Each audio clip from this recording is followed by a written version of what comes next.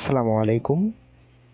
আরও একটি নতুন ভিডিওতে আপনাদের সকলকে স্বাগতম জানাচ্ছি। আমি মোহাম্মদ মনিরুল ইসলাম আশিক। আপনারা সকলেই জানেন, প্রায় কিছুদিন থেকেই সারা বাংলাদেশের প্রায় সব জায়গাতেই বৃষ্টি হচ্ছে।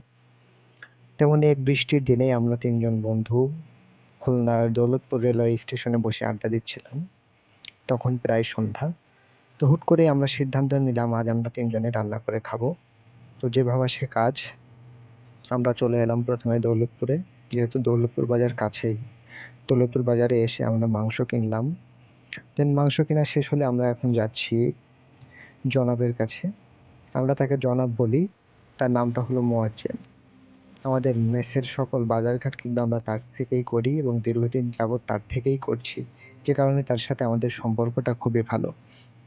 তো জনাবের কাছে যাওয়ার আগে আমরা ৩ জন বলাবলি করছিলাম আরকি যে আজ যদি জনাব চায়ের অফার করে আমরা অবশ্যই ফিরাবো না। আল্টিমেটলি জনাব আমাদেরকে চায়ের অফার করেছে। কিন্তু আমরা লজ্জার খাতিরে হ্যাঁ বলতে পারিনি। পরবর্তীতে অবশ্য আমরা এটা নিয়ে ৩ জনই আফসোস করেছি। তো জনাবের কাছ থেকে ফিরে আমরা চলে এসেছি মিল্টন দার কাছে। মিল্টন দা কিন্তু দৌলতপুর বাজারের অন্যতম একজন বড় চাউলের ব্যবসায়ী। খুলনার প্রায় ম্যাক্সিমাম খুলনার না, খুলনার বললে ভুল হবে। দৌলতপুরের ম্যাক্সিমাম ছাত্রাবাস থেকে কিন্তু চাউল এই মিল্টন দার কাছ থেকেই নেওয়া হয়। তো মিল্টন দার কাছ থেকে আমরা কিছু চাউল নিয়ে নিলাম। তারপর কাঁচা বাজারে চলে এলাম। সেখান থেকে কাঁচামরিচ সহ আরও আনুষঙ্গিক যেসব জিনিসপাতি আমাদের দরকার ছিল সেগুলো কিনে নিয়েছি। এখন আমরা রেল লাইন ধরে হাঁটছি।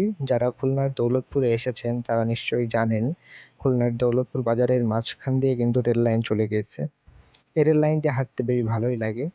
আমরা প্রায় সময়ই রেল লাইনে এসে বসি, হাঁটাহাঁটি করি। তো আপনারা যারা দৌলতপুরে আসেননি কখনো তারা এলে অবশ্যই দৌলতপুর বাজারটা একটু ঘুরে দেখবেন। তো রেল লাইন দিয়ে কিছুটা সামনে এগোলেই বাম হাতে আমাদের খুলনার বিখ্যাত ঐতিহ্যবাহী বিএল কলেজ। এই মুহূর্তে আমরা আমাদের বিএল কলেজের সামনে রয়েছি। এখান থেকে ডান দিক মোড় নিয়ে কিছু দূর এগোলেই আমাদের ছাত্রাবাস।